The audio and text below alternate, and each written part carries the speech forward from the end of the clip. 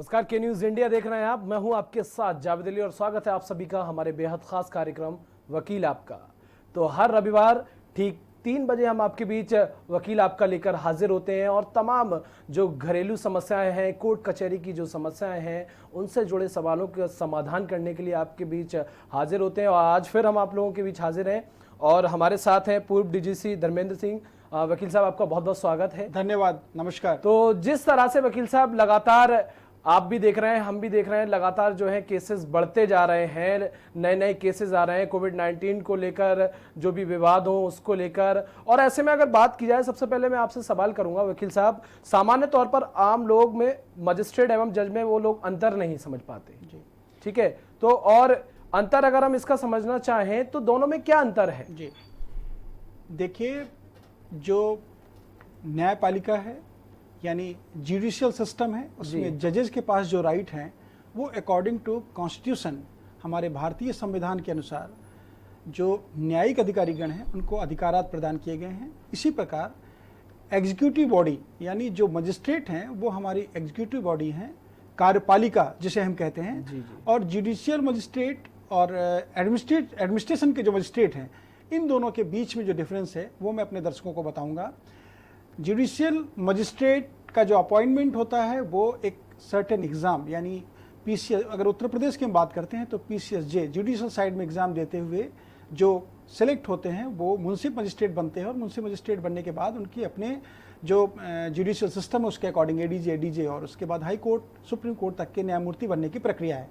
इसी प्रकार पीसीएस का एग्ज़ाम देने के बाद या आईएएस का एग्ज़ाम देने के बाद जो लोग मजिस्ट्रेट बनते हैं यानी जिलाधिकारी, डिस्ट्रिक्ट मजिस्ट्रेट, नगर मजिस्ट्रेट, एसडीएम, इन सब लोगों को पीसीएस का एग्ज़ाम या आईएएस का एग्ज़ाम क्वालिफाई करने के बाद सिलेक्शन होने पर वो इस अधिकार को प्राप्त करते हैं। अगर हम कार्यपालिका की बात करते हैं तो जो आजकल, आपने क्वेश्चन बहुत ही अच्छा किया, आजकल जो कोविड-19 हमारे समाज में बहुत गंभीरता से फैलता चला जा रहा है, जिसकी वजह से भयावह स्थिति समाज में होती जा रही है, तो इसमें एग्जीक्यूटिव बॉडी का बहुत अहम रोल है। इनको अधिकारात हैं कि ये आपदा प्रबंधन अधिनियम के अंतर्गत जो डिजास्टर मैनेजमेंट एक्ट 2005 है उसके अकॉर्डिंग ये अपने राइट को आम जनता की सुरक्षा के लिए इस्तेमाल कर सकते हैं। इसके साथ ही साथ सीआरपीसी के प्रोविजंस में अगर हम आते हैं तो 144 का जो प्रोविजन है, किसी भी जगह पर 4 या 4 से अधिक लोग असेंबल ना हों, वो भी एग्जीक्यूटिव बॉडी के राइट हैं, यानी जिलाधिकारी के और एसडीएम के ये राइट हैं। इसी प्रकार अगर हम 144 के वायलेशन की बात करते हैं तो 188 में सजा के प्रोविजंस हैं, वो सजा के जो प्रोविजंस हैं वो भी एग्जीक्यूटिव बॉडी को एग्जीक्यूट करने के राइट हैं।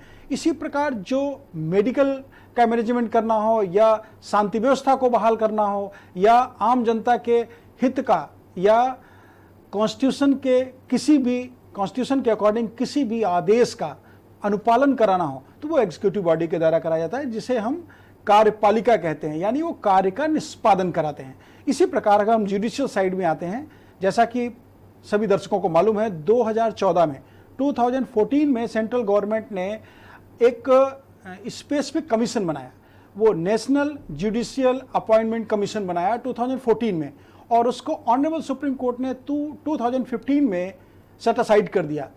अब इसके पीछे का अगर हम मंशा देखते हैं तो मंशा यही है कि honourable supreme court, honourable high court, जो भी न्यायमूर्ति गण हैं, न्यायमूर्ति गण ही न्यायमूर्ति गण की नियुक्ति करते हैं। ये एक है जुडिशियल साइड, यानी जो मजिस्ट्रेट और जज के बीच का अंतर है। एक हमारे दर्शक जुड़ गए हैं, कृष्णा चंद्र भोपाल से। जी, आप अपना सवाल पूछिए। जी, सवाल पूछिए अपना। हेलो जी, आप अपना सवाल पूछिए। हाँ, नमस्कार सर। नमस्कार। हाँ सर, मेरा बैतूल जिले का एक मामला है। जी सर, वो 1976 में मेरे पक्ष में फैसला हो गया, फिर उसके बाद फर्जी दस्तावेज लगा के और उन्हें आर्डर ले लिया और वो राजस्व वाले उसका नाम नहीं काट रहे हैं, जबकि उसका कोई नामांतरण नहीं है और उसका हस्तांतरण करा दिया, और मैं अपने अपील कर रहा हूँ। कोर्ट उस बात को मान नहीं गई। देखिए मेरे पास पूरे दस्तावेज है, आप कहें तो मैं आपके समक्ष आके बात कर सकता हूँ, पूरे कागज दिखा सकता हूँ। देखिए आपके पास टाइटल से रिलेटेड जो भी डॉक्यूमेंट्स हैं, उन टाइटल से यानी आपके स्वत्व से संबंधित जो दस्तावेज आपके पास हैं, वो आपके पर्याप्त साक्ष्य हैं जिस आधार पर अपने स्वामित्व को आप स्थापित कर सकते हैं। यदि अधीनस्थ न्यायालय ने कोई भी ऐसा आदेश जिसमें तथ्यों को और साक्ष्यों को गंभीरता से अवलोकित नहीं किया है, तो आप उस आदेश को जो आपके खिलाफ पारित हुआ उसकी आप अपील या रिवीजन कर सकते हैं। अकॉर्डिंग टू लॉ जो प्रोसेस हो, उस प्रोसेस को आपको आपके एडवोकेट प्रॉपर गाइड कर देंगे। आपके द्वारा अभी ये कथन किया गया कि आपने अपील कोई की हुई है। अगर आपने अपील की है तो अपील में आपने निचली अदालत का जो आदेश था उसको आपने चैलेंज किया होगा, यानी आप उससे प्रभावित होंगे। आप साक्ष्य निचली अदालत में देकर आए हैं, उन्हीं साक्ष्यों को पुनः आप अपीलेट कोर्ट में अगर प्रस्तुत करते हैं तो अपील आपके फेवर में होगी। ये अकॉर्डिंग टू लॉ स्थापित हो जाएगा आपका जो टाइटल है। लेकिन आपको अपने दस्तावेजों को प्राइमरी कोर्ट में पेश करना चाहिए था। यदि आपने उन्हें नहीं प्रस्तुत किया है तो अपीलेट कोर्ट में भी स्पेसिफिक प्रोविजन है, honourable supreme court, honourable high court के कई प्रतिपादित सिद्धांत है जिसके अनुसार यदि आपके वो रेलिवेंट डॉक्यूमेंट है जिससे आपका अधिकार संरक्षित होता है तो आप उन दस्तावेजों को अपीलेट कोर्ट के समक्ष परमिशन लेने के बाद प्रस्तुत कर सकते हैं। जी बहुत बहुत शुक्रिया अपना सवाल रखने के लिए। जिस तरह से वकील साहब ने आपको बताया ठीक उसी तरह से इसका सॉल्यूशन है। एक दर्शक और हमारे साथ जुड़े हुए हैं, रिंकू गाजियाबाद से हमारे साथ जुड़े हुए हैं। जी रिंकू, आप अपना सवाल पूछिए। हेलो सर, मेरी शादी को 10 साल हो गए हैं सर, मेरे 2 बच्चे हैं। जी जी मकान मेरे हस्बैंड गुजर गए हैं जनवरी में, 15 जनवरी को। मकान मेरा उनकी पहली बीवी के नाम है सर, और उस मकान में रह रही हूँ मैं 2 बच्चों के साथ सर। और पहली बीवी जो उनकी मकान खाली करवा के बेचना चाहती सर, और मेरा क्या इसमें हक नहीं बनता है सर? देखिए आपसे अनुरोध है, अपना प्रश्न आप स्पष्ट करिए। क्या आपने आपके पति की पहली पत्नी के नाम से मकान है, ऐसा आपका कथन है? रिंकी जी, आप आवाज सुन पा रही हैं? जी सर। एक बार अपना जो आपका प्रश्न है एक बार दोबारा रिपीट करिएगा। सर ये मकान, मेरी शादी 10 साल हो गए, मेरे 2 बच्चे हैं और पहली पत्नी के नाम मकान है। 2 शादी थी मेरे हस्बैंड की, तो पहली बीवी उनकी छोड़ के चली गई थी, उनको मैके अपने रहती थी। फिर 10 साल बाद फिर वो अब आई है, मकान पे हमला कर रहे, मकान मतलब वो लेना चाहती, और मकान उसी के नाम है सर।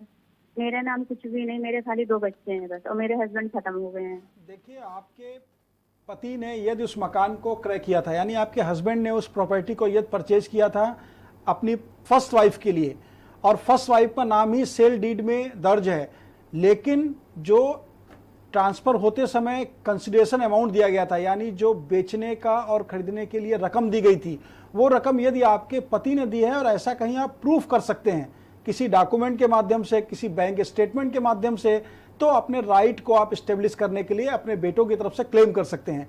यदि आप ऐसा नहीं कर सकते हैं तो वो प्रॉपर्टी उन फर्स्ट वाइफ यानी आपके पति की जो पहली पत्नी है उनके नाम से ही माना जाएगा, क्योंकि उनके नाम से ही उसका ट्रांसफर डीड हुआ होगा, बैनामा हुआ होगा, और उनके ही नाम से म्यूटेशन की प्रोसीडिंग्स हुई होंगी। आप अगर ट्रांसफर होते समय कंसिडरेशन अमाउंट को आपके पति द्वारा दिया गया है या प्रूफ कर ले जाएंगी तो आप सिविल कोर्ट से अपने राइट को एस्टेब्लिश कर सकती हैं। जी रिंकी जी, जिस तरह से वकील साहब ने आपको बताया ठीक वही सॉल्यूशन है इसका। बहुत बहुत शुक्रिया हमसे बात करने के लिए। प्रेम बरेली से एक दर्शक और हमारे साथ जुड़े हुए हैं। जी प्रेम, आप अपना सवाल पूछिए।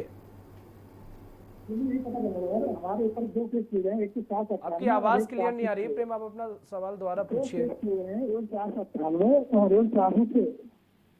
हेलो जी जी, तो इसमें ये पता करना था हमको कि क्या जो भाजी है उन्होंने हम पर आरोप लगाया कि मैंने 3 लाख खर्ची हैं, और थाने में लगाया कि मैंने 8 लाख खर्ची हैं, क्या इन दोनों को हम हाईकोर्ट में अपील कर सकते हैं? तो आप ये दो कैसे आरोप लगा रहे हैं उनके लिए? देखिए आपके ऊपर 2 आपराधिक मुकदमे दर्ज कराए गए, एक 498A आईपीसी के अंतर्गत, दूसरा 406 आईपीसी के अंतर्गत आपके कथनानुसार, और दोनों में जो कंटेंट लिखे हैं यानी जो तथ्य लिखे हैं वो अगर विरोधाभासी हैं तो निश्चित रूप से इसका लाभ आपको ट्रायल के दरमियान मिलेगा। यानी जब इन दोनों केसेस का विचारण होगा तो दोनों केसेस में जो विरोधाभास है उन तथ्यों को अपने हलफनामे के माध्यम से जब एविडेंस प्रेजेंट होने की स्टेज आएगी, अगर हम स्टेट केस की बात करते हैं तो 313 का जब प्रोविजन होता है उसमें डिफेंस साइड से जब आपको विटनेस देना होगा उस समय आप ये ग्राउंड प्रेजेंट कर सकते हैं और इसके लिए अपने आप विटनेस दे सकते हैं। इसी प्रकार यदि ये कंप्लेंट केस के रूप में 406 आईपीसी है तो उसमें भी आपको अपना डिफेंस प्रेजेंट करने का मौका मिलेगा। आप उस समय अपना सफाई साक्ष्य प्रस्तुत कर सकेंगे जिससे आपके केस में आपको फायदा मिलेगा। लेकिन इन दोनों केसेस में जो तथ्यों में यानी जो फैक्ट में डिफरेंस है, इस आधार पर अपील का कोई प्रोविजन नहीं ऑनरेबल हाई कोर्ट में। आप अपील फाइल नहीं कर सकते हैं। आप आपराधिक मुकदमे या प्रथम सूचना रिपोर्ट जो दर्ज हुई है उसको सैटिस्फाइड करने के लिए क्रिमिनल रिट में ऑनरेबल हाई कोर्ट जा सकते हैं। तो ऑनरेबल हाई कोर्ट इन तथ्यों को, इन विरोधाभासी तथ्यों को अवलोकित करते हुए आपकी प्रोसीडिंग को स्टे कर सकते हैं या आपके फेवर में कोई और सुसंगत आदेश कर सकते हैं। लेकिन इसके अलावा आपको मेरे विवेकानुसार अधिक लाभ आपको ऑनरेबल हाई कोर्ट से प्राप्त नहीं होगा। बिल्कुल प्रेम, जिस तरह से वकील साहब ने आपको बताया ठीक वही सॉल्यूशन है, उसका बहुत बहुत शुक्रिया। एक राज मध्य प्रदेश से हमारे दर्शक जुड़ गए हैं। जी राज, आप अपना सवाल पूछिए। राज, क्या आप मेरी आवाज सुन पा रहे हैं? और आपसे दोबारा रुक करेंगे। और एक दर्शक और है हमारे साथ, अजीत कानपुर से हमारे साथ जुड़े हुए हैं। जी अजीत, आप अपना सवाल पूछिए। दोबारा आप लोगों से दोबारा संपर्क करिएगा। तो जिस तरह से वकील साहब आपने बताया, तमाम प्रावधान बताए, तमाम लोगों की कॉल भी आए उस तरह से, और हम बात कर रहे थे साफ तौर पर मजिस्ट्रेट और जज में अंतर की, जिस तरह से आप बात बता रहे थे। जैसा कि मैं दर्शकों को अवगत करा रहा था कि जो जुडिशियल साइड है वो सेपरेट साइड है, उस पर किसी का कोई आधिपत्य नहीं होता है। जो एडमिनिस्ट्रेशन की साइड है, एडमिनिस्ट्रेशन की साइड में एसडीएम, डीएम या उच्च अधिकारी, ये सब सरकार से गवर्न होते हैं और जो सरकार के निर्देश और आदेश होते हैं उनका अनुपालन कराने की जिम्मेदारी मजिस्ट्रेट के रूप में एग्जीक्यूटिव ऑफिसर की होती है। जुडिशियल साइड में जैसा कि मैंने बताया 2014 में सेंट्रल गवर्नमेंट ने एक अपने अधिनियम पारित करते हुए जो न्यायमूर्ति गण हैं उनके नियुक्ति के लिए एक कमीशन बनाया। लेकिन ऑनरेबल सुप्रीम कोर्ट ने उस कमीशन के लिए जो प्रोसेस हुआ था उसको सेटिस्फाइड कर दिया 2015 में। तो कहने का अभिप्राय सिर्फ ये है कि जुडिशियल साइड में किसी भी एडमिनिस्ट्रेशन का कोई भी प्रभाव नहीं होता है और मजिस्ट्रेट यानी एडमिनिस्ट्रेशन साइड में जो मजिस्ट्रेट हैं उन मजिस्ट्रेट्स को कुछ स्पेसिफिक। बिल्कुल वकील साहब, एक दर्शक हमारे साथ जुड़ गए हैं यहाँ पर मुरादाबाद से, शिव स्वरूप हमारे साथ जुड़े हुए हैं। जी आप अपना सवाल पूछिए। हाँ सर, ये सवाल ये है, हमारी पत्नी ने हमसे बिना तलाक लिए हुए शादी कर ली थी सर। अच्छा। उसके बाद में सर उसने जो है उसने दूसरी शादी कर ली, तो हमने प्रूफ कर दी सर फैमिली कोर्ट में। अच्छा। और उसके उपरांत जो है उस आदमी को भी छोड़ दिया, तीसरी जगह शादी कर ली सर उसने। अच्छा। तो अब उसने तलाक का मुकदमा डाला हमारे खिलाफ, तो हम क्या करें सर ऐसी स्थिति में? देखिए, प्रथम दृष्टया आपका जो घटनाक्रम है वो अति गंभीर है। आपको क्रिमिनल केस करना चाहिए अपनी वाइफ के खिलाफ। जो आपने अभी तक प्रोसीडिंग्स की उसमें शायद 494 के अंतर्गत आपने अभी तक प्रोसेस नहीं किया होगा। 494 के अंतर्गत उनके खिलाफ आप क्रिमिनल प्रोसीडिंग्स करिए। क्रिमिनल प्रोसीडिंग करने में कोई भी विवाहित पति या पत्नी अपने पति या पत्नी के रहने के दरमियान ये दूसरा विवाह कर लेता है या तीसरा विवाह कर लेता है तो ये गंभीर अपराध की श्रेणी में आता है। ऐसी परिस्थिति में आप उनके खिलाफ कंप्लेंट केस भी कर सकते हैं, स्टेट केस भी कर सकते हैं। क्रिमिनल केस करने से आपको बेनिफिट मिलेगा। और इस बीच में जो आपकी पत्नी ने डाइवोर्स का सेक्शन 13 हिंदू मैरिज एक्ट में यदि आपके खिलाफ कोई केस फाइल किया है, उस केस में आप अपना WS फाइल करते हुए यानी रिटन स्टेटमेंट फाइल करते हुए उसको कंटेस्ट करिए। उसमें भी आपके अकॉर्डिंग आपको बेनिफिट प्राप्त होगा। बिल्कुल, बहुत बहुत शुक्रिया हमसे बात करने के लिए। एक दर्शक और हमारे साथ जुड़ गए हैं, राजेश वाराणसी से हमारे साथ जुड़े हुए हैं। जी राजेश, आप अपना सवाल पूछिए। सर नमस्कार सर, राजेश कुमार बोल रहे हैं वाराणसी उत्तर प्रदेश से। जी नमस्कार, सवाल पूछिए। हेलो। जी जी, आप अपना सवाल पूछिए। सर हमको आपसे व्यक्तिगत बात पूछना ये है, हम आपका प्रोग्राम देखते हैं, हमको बहुत अच्छा लगता है। हर संडे को हम आपका प्रोग्राम देखते हैं, बहुत अच्छा आप बताते हैं। एक बात हम आपसे ये जानना चाहते हैं, सर ये बताइए, हमारे जो हिंदुस्तान का जो संविधान है ना, उसमें क्या मतलब बहुत कुछ चीजें हमको समझ में नहीं आती हैं। 26/11 वाला एक केस हुआ था जिसमें कसाब को कम से कम 8 साल बाद फांसी हुई है ना जी। हेलो। जी जी जी, आवाज सुन रहे हैं आप, बताइए। ये निर्भया वाले मैटर में 8-8, 10-10 साल में फांसी होती है तो हुई है। तो ये बताइए, न्याय प्रणाली में, संविधान में ऐसा क्या नियम है कि 7-7, 8-8 साल जो है लग जाते हैं? हमारे मित्र बॉम्बे में हैं, बता रहे हैं उनके जान पहचान के रिश्तेदार लोग सऊदी अरब में हैं, बता रहे 15 दिन से ज्यादा वहाँ कोई केस ही नहीं चलता है और खुलेआम गर्दन कलम कर दी जाती है, लोगों के अंदर दहशत होती है। तो जब हमारे हिंदुस्तान में इतने अपराध हो रहे हैं, सब बात है, तो हमारा देश क्यों नहीं कुछ ऐसे देशों के कानून को मतलब फॉलो करता है कि जिसमें तेजी से जो है न्याय होने पाए और लोगों को कानून व्यवस्था पर विश्वास होने पाए।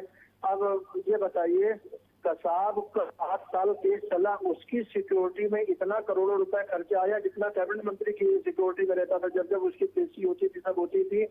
आज जाने कितने जो है लोगों के 8-8, 10-10 साल, 15-15 साल लोग जेल में रहते हैं, उनके केस चल रहे होते हैं, उसमें सरकार का कितना पैसा खर्च होता है, रोज का खाना पिलाना और साबुन मंजन बढ़िया है, तो इसमें तुरंत कार्रवाई क्यों नहीं होती है? देखिए, जो इंडिया है, इंडिया वर्ल्ड में सेकंड डेमोक्रेसी है, लोकतंत्र है। लोकतंत्र में सभी को समान अधिकार प्राप्त हैं, ये आप बेहतर जानते हैं।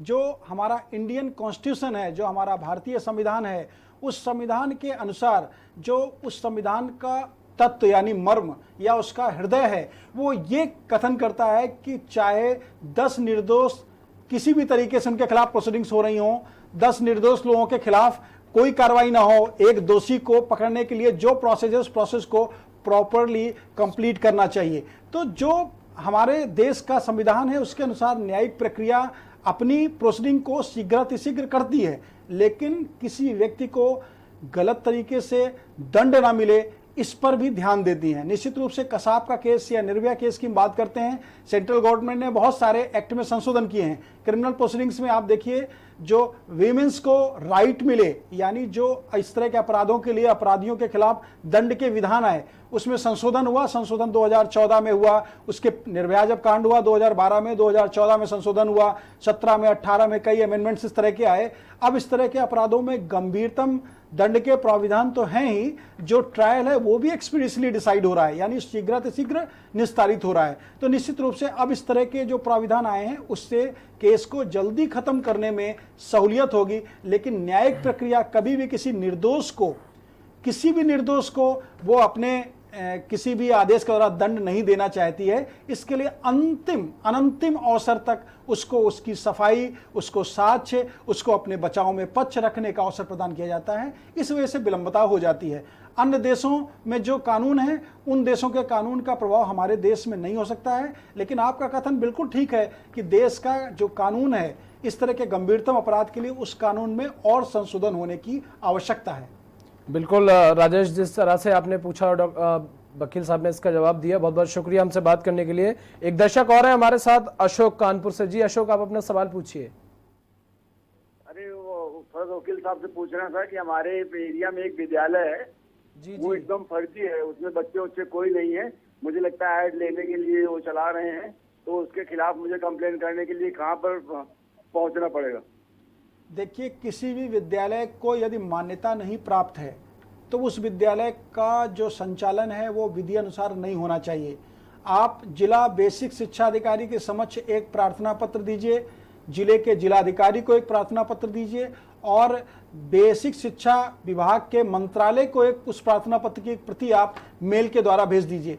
आपको ईमेल आईडी, आप गूगल करेंगे तो आपको ईमेल आईडी इन सारे डिपार्टमेंट्स की आपको मिल जाएगी। उसमें किसी भी जानकार व्यक्ति से या आप स्वयं मेल कर सकते हैं, अपने मोबाइल से आप शिकायत दर्ज करा सकते हैं, या जो शिकायत पोर्टल है उसमें अपनी शिकायत दर्ज करा सकते हैं।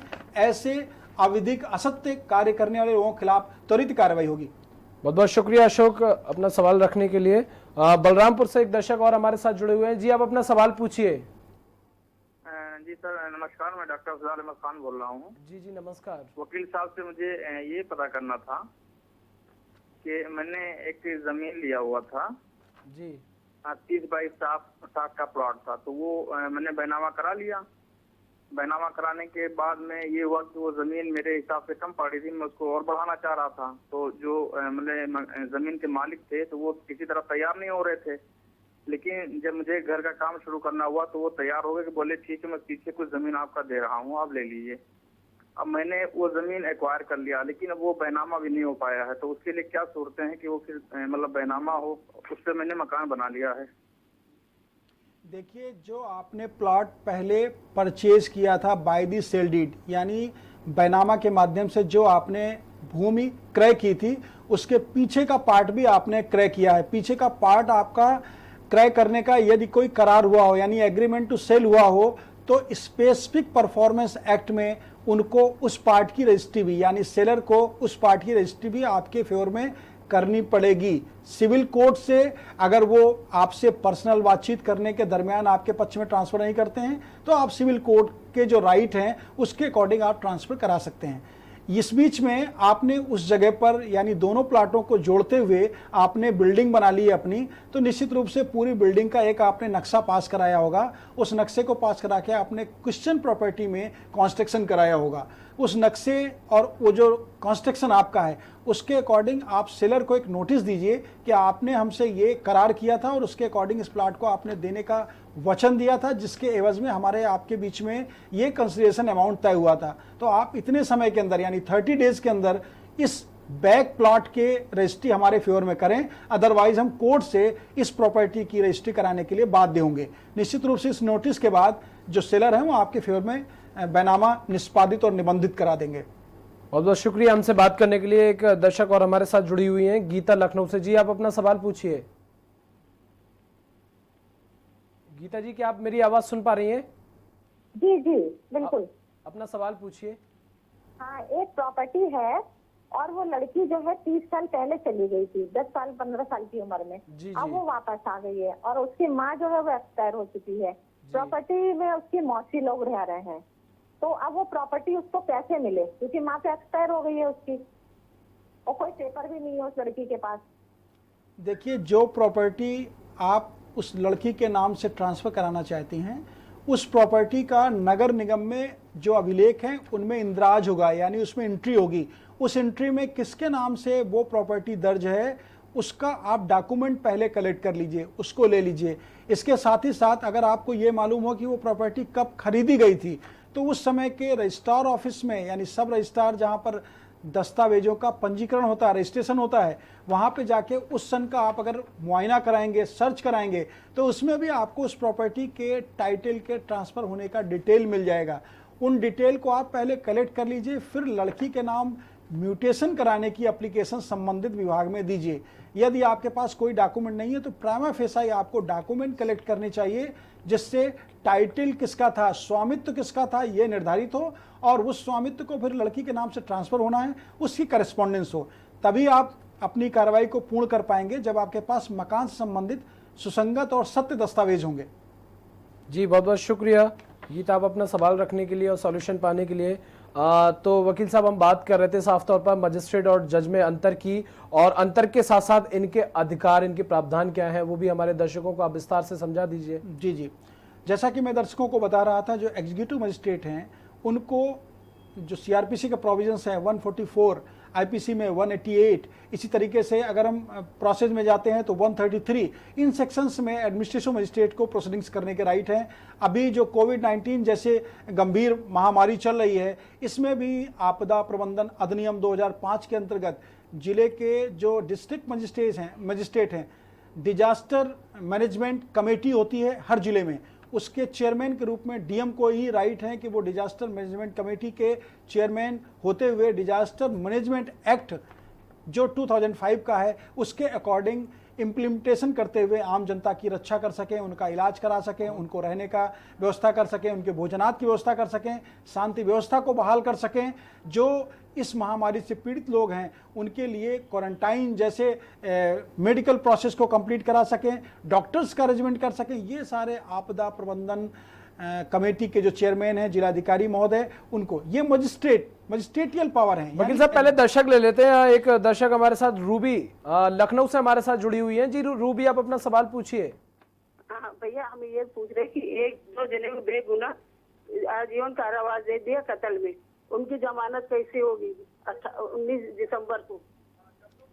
देखिए, 19 दिसंबर 2019 को यदि किसी को मर्डर केस में आजीवन कारावास की सजा हुई है तो आजीवन कारावास की सजा मर्डर केस में करने का राइट डिस्ट्रिक्ट जज को, यानी जो जिले के डिस्ट्रिक्ट जज हैं उनको है, या उनके समानांतर एडिशनल डिस्ट्रिक्ट जज को है।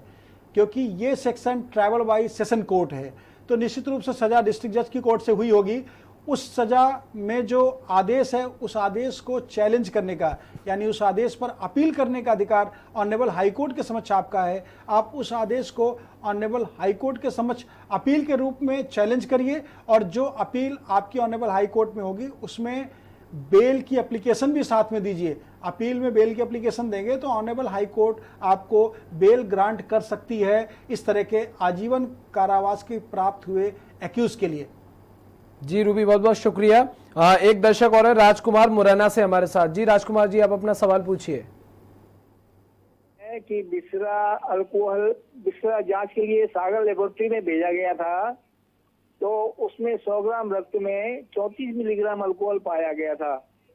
वह 3 महीने बाद भेजा गया और 4 महीने में रिपोर्ट तैयार हुई, तो उसमें जो अल्कोहल है वो अपने आप बन जाता है, बढ़ जाता है, ऐसा मुझे बताया गया है डॉक्टरों द्वारा, फोरेंसिक मेडिसिन विशेषज्ञ द्वारा। तो मैं ये जानना चाहता हूँ कि क्या ये सच्चाई है, तो उसको कैसे हम वास्तविकता में कोर्ट को सामने पेश करें? देखिए, माननीय न्यायालय के समक्ष उस केस का यदि विचारण लंबित है, यानी ट्रायल पेंडिंग है, तो आप ऑनरेबल कोर्ट में एक प्रार्थना पत्र दीजिए। आपने जिन डॉक्टर से ओपिनियन बिस्रा की रिपोर्ट के संबंध में ली है, यदि वो डॉक्टर अपनी ओपिनियन को रिटर्न में दे सकते हैं आपको, तो आपका एक मजबूत आधार होगा, यानी आपका जो आप अपना साक्ष्य देना चाहते हैं वो एक सुसंगत साक्ष्य के रूप में होगा। आप ऐसे डॉक्टर जिनसे आपने डिस्कशन किया है कि बिस्रा यदि 3 महीने बाद गया है तो उसमें इस तरह का एल्कोहलिक पदार्थ बन सकता है, या 4 महीने में रिपोर्ट आई है तो रिपोर्ट चैलेंजेबल या गलत हो सकती है, उन डॉक्टर्स की ओपिनियन को अपने प्रार्थना पत्र के साथ एनेक्स करते हुए आप कोर्ट में ट्रायल के दरमियान अगर अपना प्रार्थना पत्र देते हैं तो कोर्ट को ये स्पेसिफिक राइट है कि वो सही जानकारी प्राप्त करने के लिए उस रिपोर्ट पर एक पूरक आख्या यानी सप्लीमेंट्री रिपोर्ट मंगा सकती है, और कोर्ट एविडेंस कलेक्ट करने के लिए किसी को भी समन कर सकती है। तो ऐसी स्थिति में जो प्रोविजंस हैं सीआरपीसी के, उनको उनकी कंप्लायंस करते हुए आप अपना प्रार्थना पत्र न्यायालय में दीजिए, और न्यायालय में जो प्रार्थना पत्र देंगे उसमें बिल्कुल वकील साहब, जिस तरह से आप तमाम चीजें बता रहे हैं, तमाम सॉल्यूशन भी दर्शकों को लगातार दे रहे हैं, और भी लगातार स्क्रीन पर नंबर फ्लैश हो रहे हैं। जो भी दर्शक हैं जिन्हें जो भी समस्या है आप कॉल कर सकते हैं और अपनी समस्या का समाधान ले सकते हैं। फिलहाल वक्त एक छोटे से ब्रेक का, बहुत जल्द हाजिर होंगे।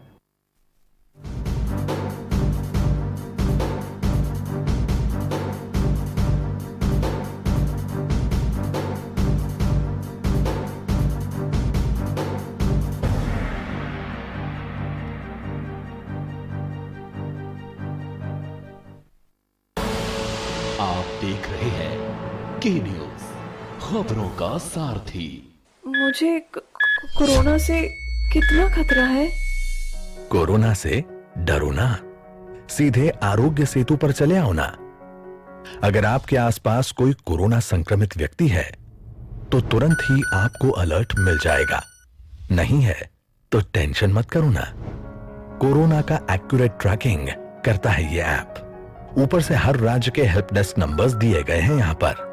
आप बस सोशल डिस्टेंसिंग मेंटेन करो और आरोग्य सेतु ऐप डाउनलोड करो ना। छोटा हो या बड़ा, हर फोन में होना चाहिए आरोग्य सेतु ऐप। गुस्सा गुस्सा कट्टी कट्टी, घर कुछ बोला तो नाक तोड़ी। नाक तोड़ दिया। बेटू जी, जब मैं छोटा था ना, मम्मी से झगड़ा करके कहता था कि मैं खाना नहीं खाऊंगा, और फिर मम्मा पास मैं फेल। Angry young boy. ऐसा नहीं हो सकता। ऐसे ही होता था बेटू जी, तुम्हारी दादी की कसम, क्योंकि किचन से ऐसी खुशबू आया करती थी कि झट से गुस्सा खत्म और फट से पेट पूजा शुरू। किधर गया डैडी को छोड़ के? गुस्सा कहीं खो गया है स्वाद के मजे में। बेटू जी, आप भी फेल। गोल्डी मसाले, खुशबू स्वाद ऐसा तो रिश्तों में गुस्सा कैसा। Mount Litra Z School, Unnao.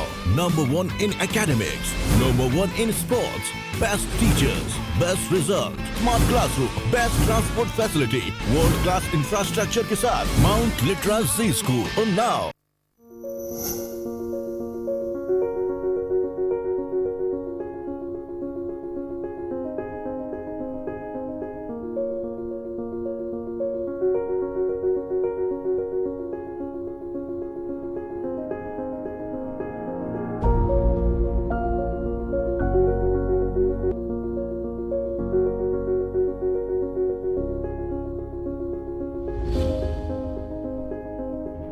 खुदी को आजमाया है तो ये अंदाज आया है, खुदी को आजमाया है तो ये अंदाज आया है।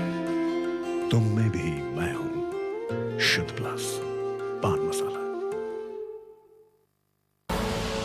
आप देख रहे हैं के न्यूज, खबरों का सारथी।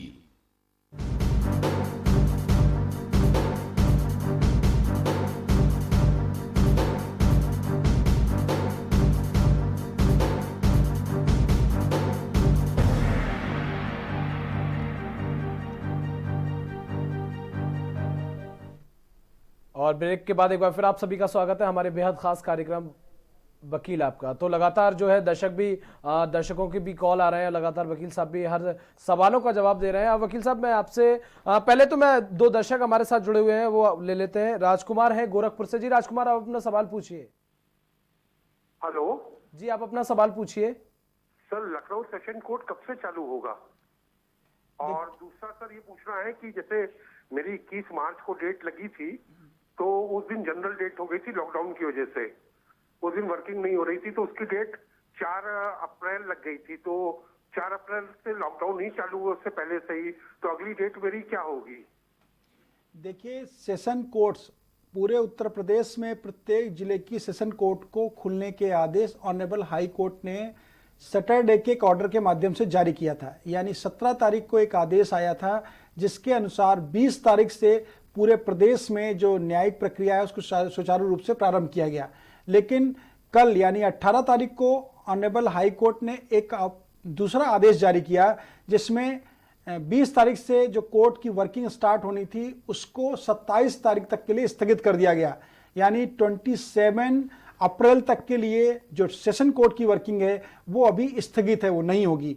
इस बीच में जो इम्पोर्टेंट केसेस हैं जिनकी केसेस की नौयत अति गंभीर है और कोर्ट को उन केसेस को टेकअप करना है, सुनना है, तो उसके लिए जो प्रोसेस है रिमांड मजिस्ट्रेट का या डिस्ट्रिक्ट जज महोदय से परमिशन लेके केस फाइलिंग का, वो प्रोसेस अभी भी यथावत है। लेकिन 27 के बाद ही सेशन कोर्ट की वर्किंग स्टार्ट होगी। अभी ऑनरेबल हाई कोर्ट ने 27 तक इस तरह के जो 20 से कार्रवाई होनी थी उसको स्थगित कर दिया है। और जहां तक तिथि का प्रश्न है, एक आपने अधिवक्ता महोदय से बात करिएगा, ऑनरेबल हाई कोर्ट ने अभी 1 हफ्ते पहले एक जनरल डेट का चार्ट जारी किया था जिसमें 15 तारीख, 16 तारीख, 17 तारीख या जिस डेट में जो भी केस थे उनको मई की उसी डेट में आगे बढ़ा दिया गया। यानी यदि 4 अप्रैल का केस था तो उसको 4 मई की डेट लगा दी गई, 5 अप्रैल का केस था तो उसको 5 मई की डेट लगा दी गई। वो जनरल डेट्स हैं। अपने एडवोकेट से आप अगर इस बारे में जानकारी करेंगे तो आपको एक चार्ट है, उस चार्ट के अकॉर्डिंग आपको अगली डेट से इन्फॉर्म कर देंगे। जी बहुत बहुत शुक्रिया राजकुमार हमसे बात करने के लिए। एक दर्शक और हैं सुमेर राजस्थान से। जी सुमेर, आप अपना सवाल पूछिए। मेरा प्रश्न ये है जी महामारी के नाम पे माननीय प्रधानमंत्री महोदय द्वारा केयर फंड के नाम से दानदाताओं के लिए अकाउंट खोला गया है जी, और राहत फंड भी होता है, तो केयर फंड और राहत फंड में क्या अंतर है, प्लीज मेरे को ये बताएंगे।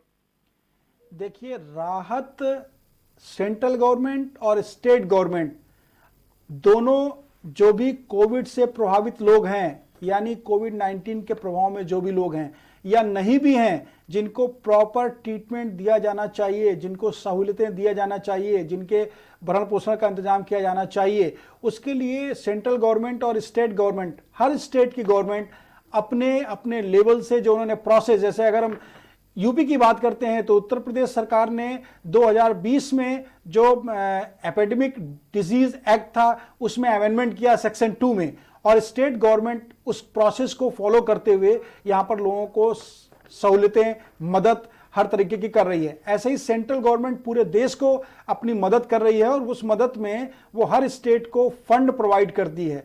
जो मेरी जानकारी है उसके अकॉर्डिंग सेंट्रल गवर्नमेंट ने 15,000 करोड़ का बजट इस कोविड-19 में लोगों की मदद के लिए सुनिश्चित किया है और उस बजट को हर स्टेट को वो डिस्ट्रीब्यूट कर रहे हैं जिससे स्टेट अपने यहाँ प्रभावित लोगों की मदद कर सकें।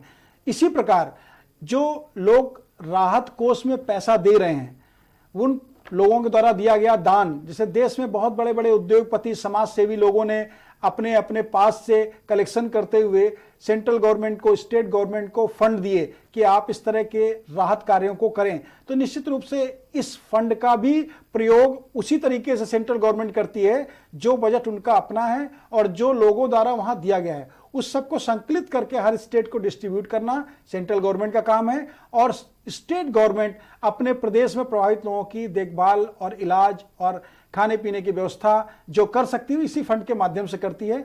स्पेसिफिक अगर हम उद्देश्य से आपको बताएं या डिस्कस करें तो दोनों राहत दी जाए या किसी को केयर किया जाए, दोनों का उद्देश्य एक ही है कि कोविड-19 से प्रभावित लोगों को किसी भी तरीके से सेंट्रल गवर्नमेंट और स्टेट गवर्नमेंट की तरफ से कोई भी कमी महसूस ना हो।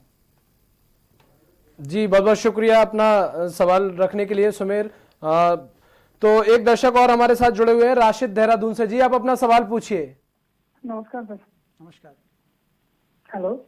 जी जी सवाल पूछिए। सर सवाल ये है कि एसडीएम कोर्ट में एक केस हुआ था सर, तो सर अब उसका निपटारा कहाँ पे होगा?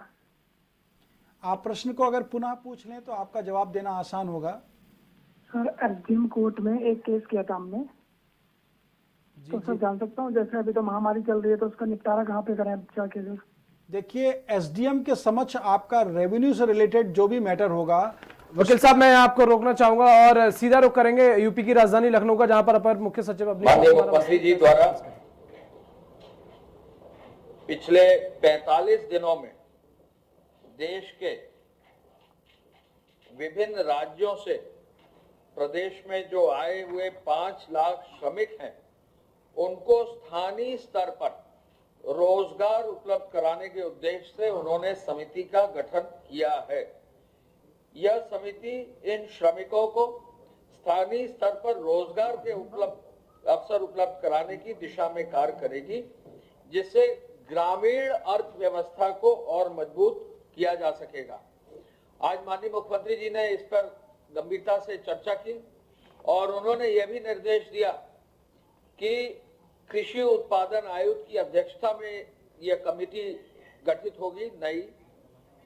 इस कमेटी में प्रमुख सचिव ग्राम विकास, प्रमुख सचिव पंचायती राज, प्रमुख सचिव एमएसएमई एवं प्रमुख सचिव कौशल विकास भी शामिल होंगे।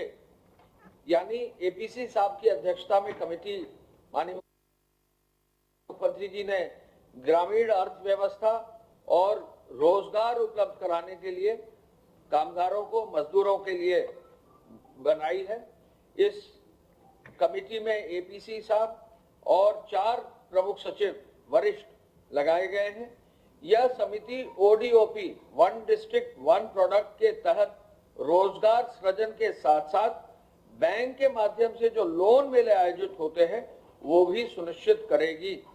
इसके अलावा रोजगार मेलों का जो आयोजन होगा तो उसमें लोग अधिक से अधिक रोजगार प्राप्त करने का अवसर भी प्राप्त करेंगे। ये किस रूप में कब होगा ये अब जो है जैसे व्यवस्था बनेगी, लॉकडाउन जब भी खुलेगा तब इसकी फिर पूरी कार्य योजना बनाने के लिए मुख्यमंत्री जी ने आदेश दिया है। यह समिति रोजगार के ज्यादा अवसर कैसे सृजित हो इस पर सुझाव भी देगी। समिति एमएसएमई के तहत विभिन्न उद्योगों में रोजगार के अवसर सृजित करने की संभावनाएं भी तलाश करेगी।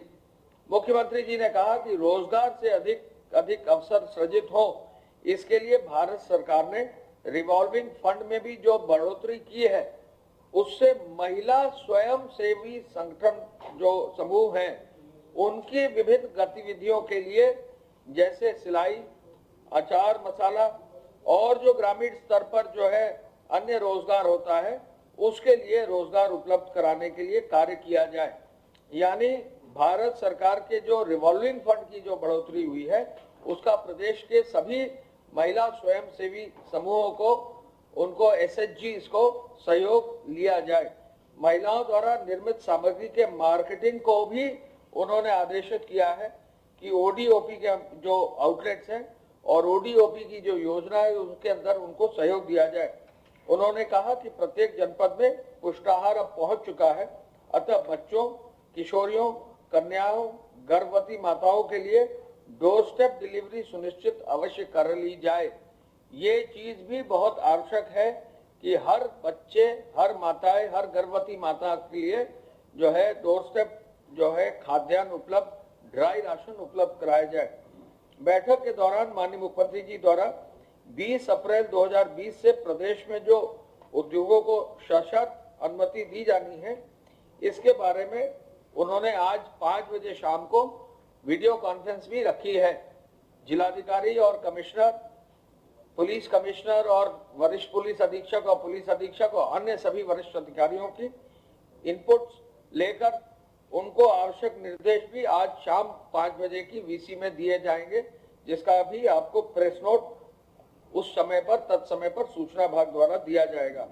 स्थानीय प्रशासन किस उद्योग को चलाए, हॉटस्पॉट्स को कैसे परीक्षण करे, हॉटस्पॉट्स का बफर जोन कैसे होगा, इसकी वो ठोस कार्य योजना अपने आप सुनिश्चित करेगा। और ये निर्देश उनके हैं कि ये जिला स्तर पर जो भी वरिष्ठ अधिकारी हैं पुलिस के और प्रशासन के, वो सुनिश्चित करेंगे। मुख्यमंत्री जी ने कहा कि कोरोना वायरस के अंतर्गत, जो कोविड-19 के अंतर्गत जो लॉकडाउन हुआ है 25 मार्च से, उनके कारण ठेला, खोंचा, रेहड़ी लगाने वाले, रिक्शा, ई रिक्शा चालक, पल्लेदार, रेलवे कुली और दिहाड़ी मजदूरों के जो रोजगार का संकट खड़ा है, इसके प्रति राज्य सरकार काफी संवेदनशील है, अत्यंत संवेदनशील है और उनके लिए भी हर संभव सहायता प्रदान करी जाए। बैठक में मुख्यमंत्री जी ने प्रमुख सचिव स्वास्थ्य को यह भी निर्देशित किया है कि जिन क्षेत्रों में या जिन जनपदों में 10 से अधिक पॉजिटिव केस आए हैं, उन पर अभी न खोलने पर भी विचार करने का उनको निर्देश दिया है।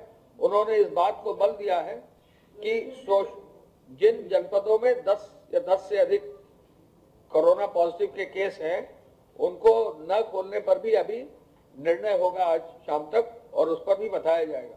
उन्होंने कोरोना संदिग्धों की टेस्टिंग अनिवार्य रूप से करने का भी निर्देश दिया है और इस बात पर बल देने का आदेश दिया है कि सोशल डिस्टेंसिंग का कड़ाई से पालन हो और 20 के बाद ये ना हो कि सोशल डिस्टेंसिंग में कहीं कोई कमी हो।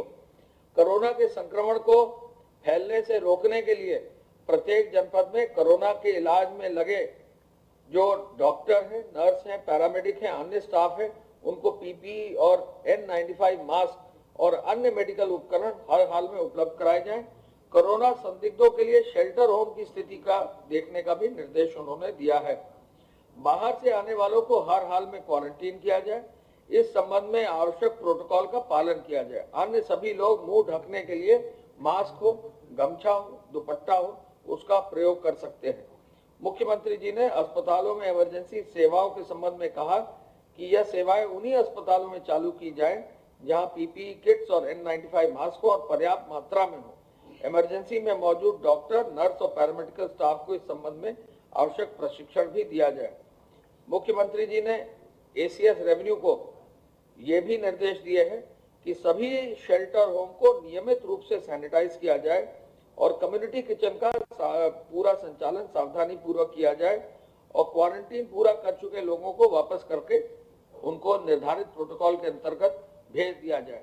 प्रशासन की देखरेख में भोजन वितरण जरूर किया जाए और उन्होंने यह भी निर्देश दिया है पशुओं के लिए कि आज उन्होंने बहुत स्पष्ट आदेश किया है कि चूंकि अभी कटाई का मौसम है और कटाई चल रही है, ऐसे में पर्याप्त भूसा उपलब्ध है, तो जो भी जनपद स्तर पर सरकारी संस्थाएं हैं या अन्य संस्थाएं हैं, निजी संस्थाएं हैं, वो प्रत्येक रूप से जहां गौशालाएं संचालित हो रही हैं, वो भूसे का और चारे की व्यवस्था करके एक जो बैंक होता है उसको बनाने की व्यवस्था सुनिश्चित करें।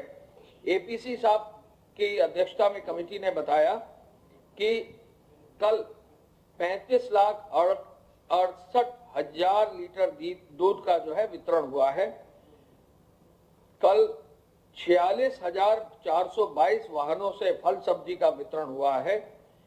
21,827 कोरोना के संदर्भ में किराना जो स्टोर्स हैं उनके माध्यम से होम डिलीवरी की सप्लाई हुई है और होम डिलीवरी के लिए 50,810 लोग अब लगाए गए हैं।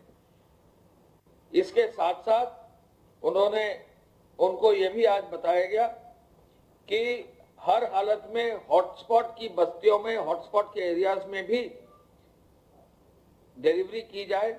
इसके लिए अब तक 1393 डिलीवरी की व्यवस्था की गई है। उद्योग विभाग के माध्यम से आपको कल भी बताया गया था, आज मैं पुनः बताना चाहूंगा कि 6,651 इकाइयों को अब तक शुरू कर दिया गया है। इसके साथ साथ जो कर्मी जिनका वेतन बांटा गया है वो भी अब काफी संख्या बढ़कर 561 करोड़ रुपया बढ़ गया है 36,683 इकाइयों में। और इसके साथ साथ अब जहां भी इकाइयों में कहीं भी लोग बच गए उनकी जो है संबंधित इकाइयों से संपर्क करके वो कार्य भी किया जा रहा है। ये भी हम आपको बता दें कि 1,000 रुपए का जो वितरण 3 स्कीम्स में हो रहा है, अब तक कुल 248.50 करोड़ रुपया नगरीय और ग्रामीण क्षेत्रों में और निर्माण कार्य से जुड़े श्रमिकों को बांटा गया है।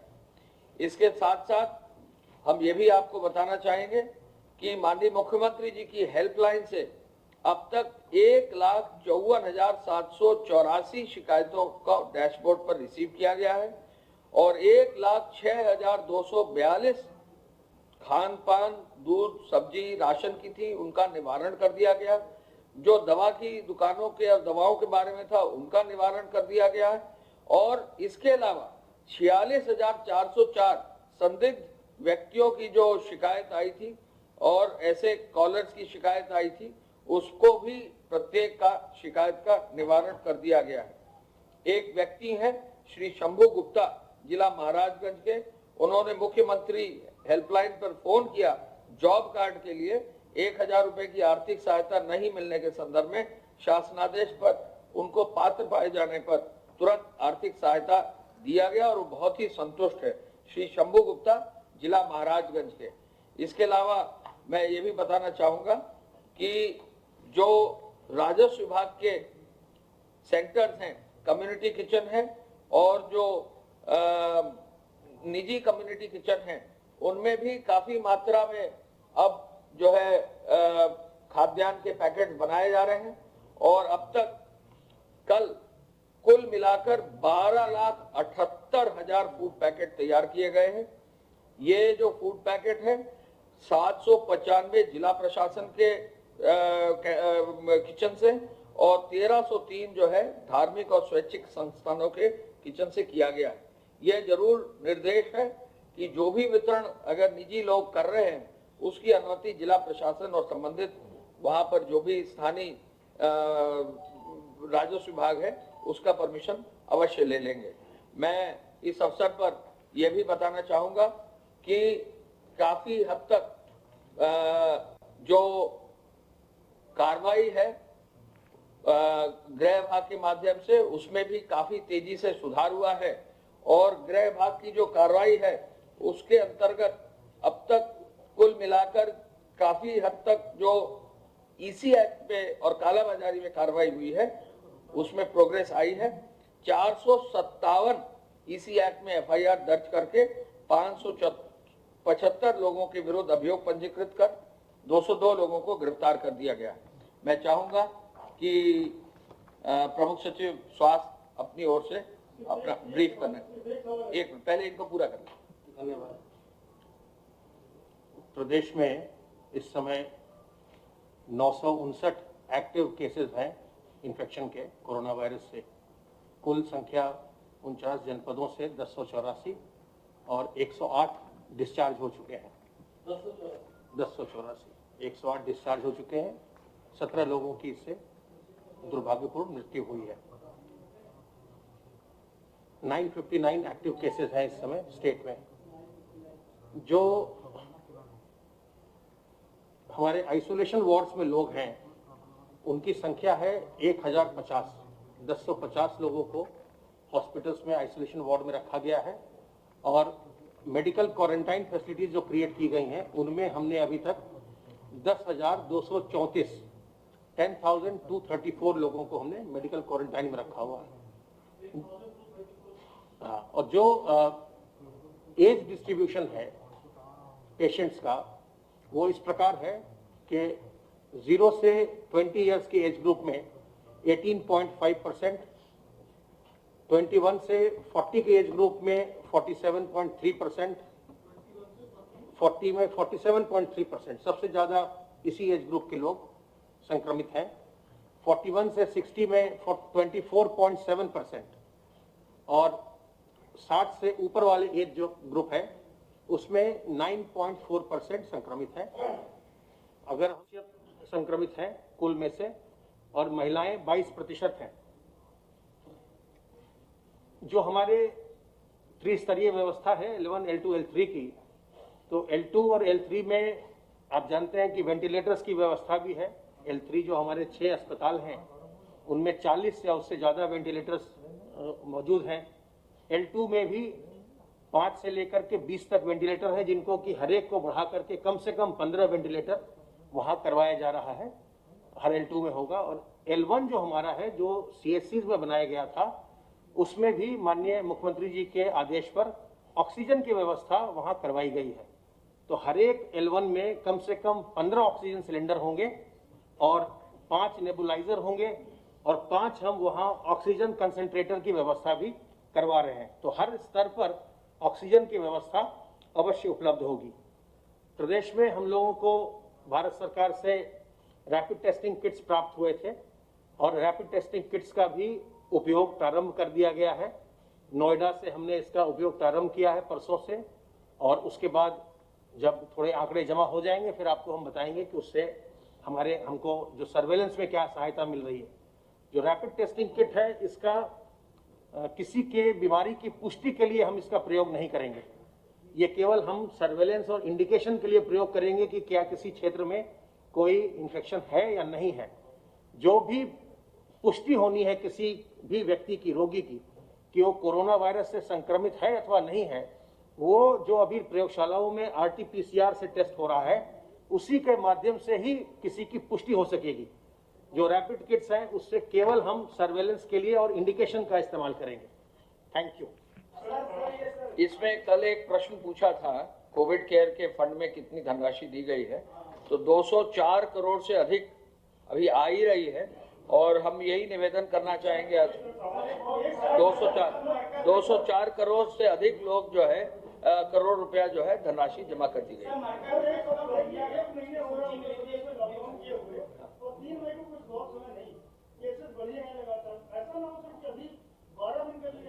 ये आपका सुझाव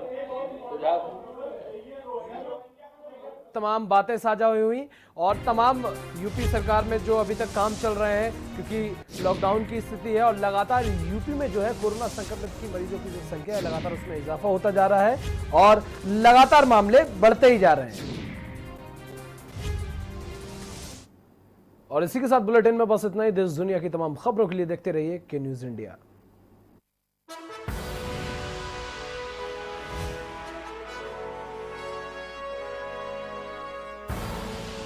आप देख रहे हैं के न्यूज, खबरों का सारथी। कोरोना की हर खबर पर रहे आपकी नजर, इसलिए एक योद्धा हर घर कर रहा मुश्किल सफर। लॉकडाउन में आपके मनोरंजन में ना पड़े खलल, इसलिए आप तक पहुंचा रहा स्वच्छ टीवी केबल। कोरोना की इस लड़ाई में जरूरी है आपका योगदान। अपने केबल ऑपरेटर को समय पर करें मासिक भुगतान। सुचारू केबल सेवाओं के लिए आज ही अपने केबल ऑपरेटर को ऑनलाइन पेटीएम, गूगल पे अथवा कैश भुगतान जमा करवाएं। साथियों, कोरोना वैश्विक महामारी से बनी स्थितियों के बीच केंद्र और देश भर की राज्य सरकारें तेजी से काम कर रही है। नमस्कार, मेरा नाम प्रियंका है। लॉकडाउन शुरू होते समय मैंने देखा कि लोग थोड़ी टेंशन में हैं और वो घर का राशन जरूरत से ज्यादा ही अपने घरों में इकट्ठा कर रहे हैं, पर मैंने ऐसा कुछ नहीं किया। यूपी में सब कुछ उपलब्ध है। कि उत्तर प्रदेश की 23 करोड़ जनता के उत्तम स्वास्थ्य और सुरक्षित भविष्य के लिए हम सभी आदरणीय प्रधानमंत्री जी के मार्गदर्शन में लॉकडाउन की इस कार्रवाई को सफलतापूर्वक आगे बढ़ाने और शासन के द्वारा कोरोना के प्रसार को रोकने के लिए मेरी शुभकामनाएं। धन्यवाद। कोरोना हारेगा, भारत जीतेगा।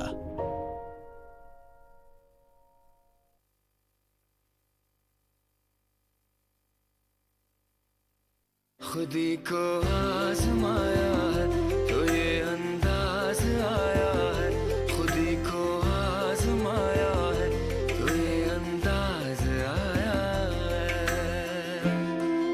तुम में भी मैं हूं, शुद्ध प्लस पान मसाला।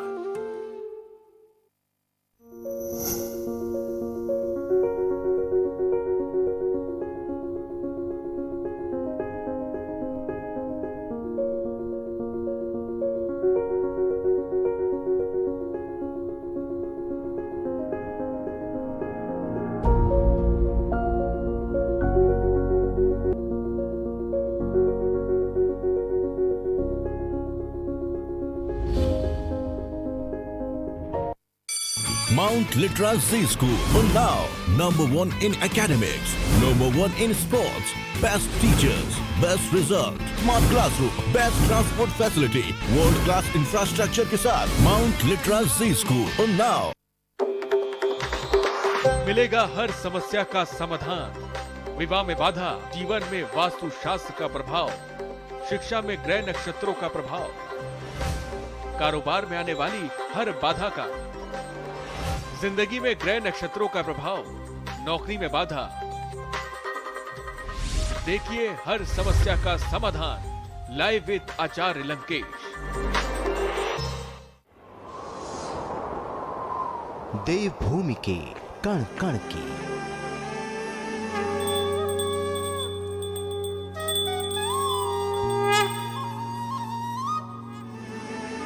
सभ्य जनतंत्र के हर शहर के वादी और पर्वतों के गांव से मेरे उत्तराखंड में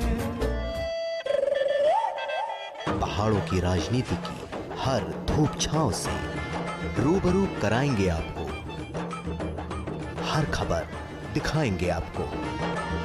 खबर उत्तराखंड में सिर्फ के न्यूज पर।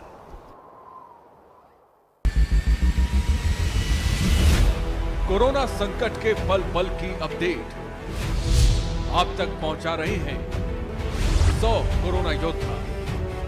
जुनेद अहमद, संजय विश्वकर्मा, आमिर रजा, मोहित कश्यप, मुकेश कुमार, संदीप शर्मा, संदीप गुप्ता, अनूप मिश्रा, जहीर अहमद, सिद्धार्थ प्रताप सिंह, दिलदार खान, वरुण शर्मा, अजीत गिरी, गोपाल वर्णवाल, सैयद सभी अब्बास, अर्जुन देव वार्ष्णे, अमित कुमार। News India. सबसे बड़ी महामारी, सबसे बड़ी कवरेज।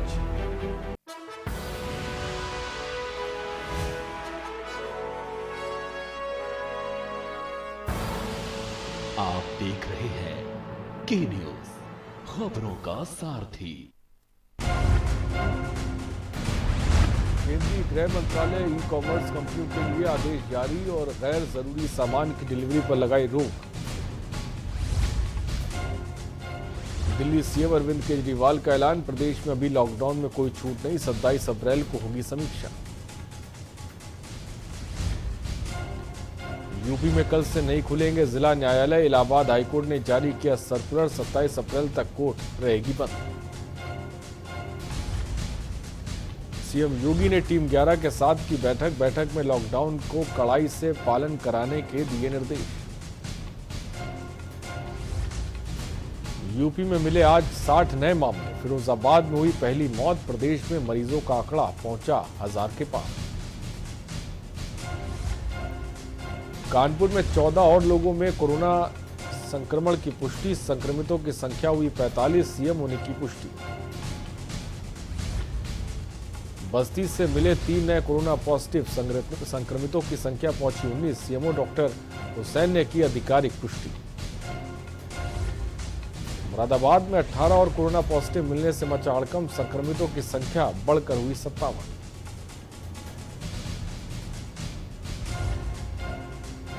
प्रयागराज में दबिश देने गई पुलिस पर दबंगों ने किया हमला, दारोगा के सिर पर आई गंभीर चोट, शराब की सूचना पर दबिश देने गई थी टीम। फिरोजाबाद पुलिस को मिली कामयाबी, पुलिस की वर्दी पहनकर ठगी करने वाला गिरफ्तार, एसएसपी को मिल रही थी ठगी की सूचना। आप देख रहे हैं के न्यूज, खबरों का सारथी। नमस्कार, मैं हूं आरिश अजहर। शुरुआत कानपुर से कर रहे हैं। डीएम का आदेश चकेरी पुलिस नहीं मानती, लगातार उड़ाई जा रही है लॉकडाउन की धज्जियां। बड़ी तादाद में सड़क पर खरीदारी करने लोग निकल रहे हैं। सड़क पर सुबह होते ही ये गाड़ियां दिखने लगती हैं। चकेरी पुलिस की लापरवाही दे रही है कोरोना को दावत। डीएम के आदेशों को कोई पुलिसकर्मी नहीं मान रहा है। पुलिस की लापरवाही से मरीजों की संख्या बढ़ सकती है, क्योंकि कानपुर में अब तक 45 कोरोना पॉजिटिव मरीज सामने आ गए। लेकिन इन सब के बीच तस्वीरें आपके सामने, आप देखिए किस तरह से लोग आवाजाही कर रहे हैं, गाड़ियां चल रही हैं, लोग टहल रहे हैं। ये लॉकडाउन है। और दूसरी तरफ कानपुर में 45 कोरोना पॉजिटिव की पुष्टि हुई है। अगर इस तरह से लॉकडाउन होगा, इस तरह से पुलिस काम करेगी, तो इसमें कोई शक नहीं है कि कोरोना संक्रमितों की संख्या कानपुर में बढ़ सकती है, उसमें इजाफा हो सकता है। जहां पर एक तरफ सरकार की बात करें, तमाम आला अधिकारियों की बात करें, जो लगे हुए हैं किसी तरीके से लॉकडाउन का सही तरीके से लोग पालन करें, लेकिन लोग पालन नहीं कर रहे और पुलिस पालन करा भी नहीं पा रही। चौकी के आसपास दुकानें भी खुली है ना।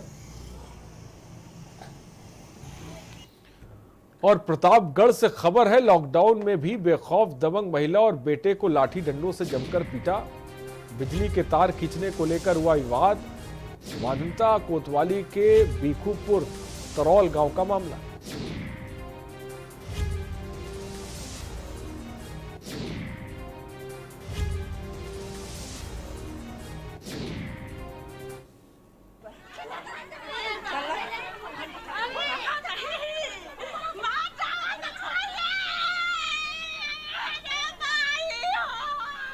तो लॉकडाउन में भी दबंग बेखौफ है।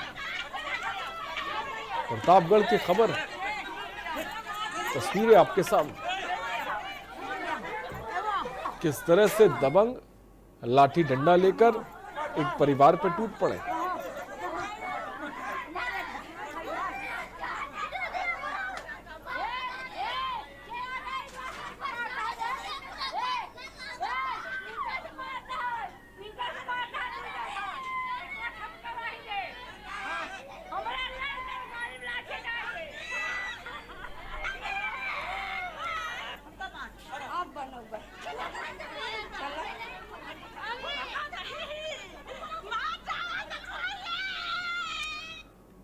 और आगरा से खबर है, लॉकडाउन के दौरान सिपाही पर हमला, बाइक सवार ने चाकू से किया सिपाही पर हमला।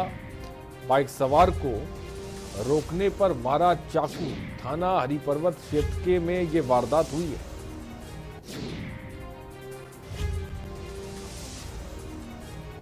थाना हरिपर्वत क्षेत्र में इस वारदात को अंजाम दिया गया है। लॉकडाउन के दौरान सिपाही पर हमला किया गया है। बाइक सवार ने चाकू से सिपाही पर हमला किया।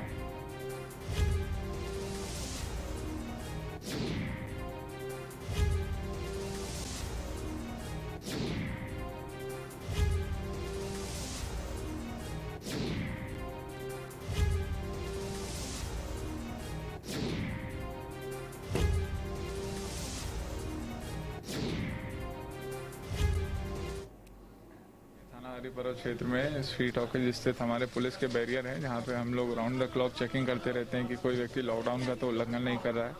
इसी सिलसिले में आज सुबह भी पुलिस पार्टी वहाँ पे एक्टिव थी और चेकिंग कर रही थी, और जब वहाँ पे मौजूद 2 सिपाहियों ने एक व्यक्ति को रोका और उससे पूछताछ करनी चाहिए कि वो कहाँ जा रहा है, तो उसने अचानक से ही इन पे चाकू से हमला कर दिया है, जिसमें इन्हें थोड़ी सी मामूली चोटें भी आई हैं और आगे उनको इलाज के लिए हमने भेज दिया है। युवक को हिरासत में लेके आगे की पूछताछ की जा रही है।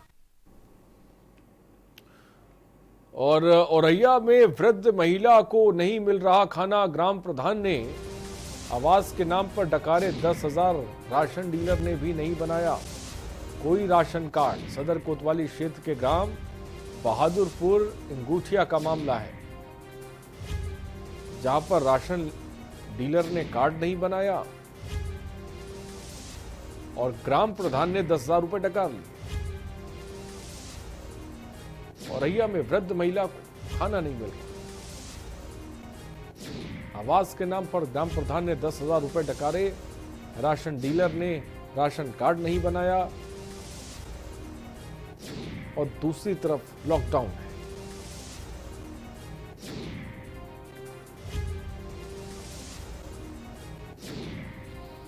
खबर इस वक्त आपको औरैया से बता रहे हैं।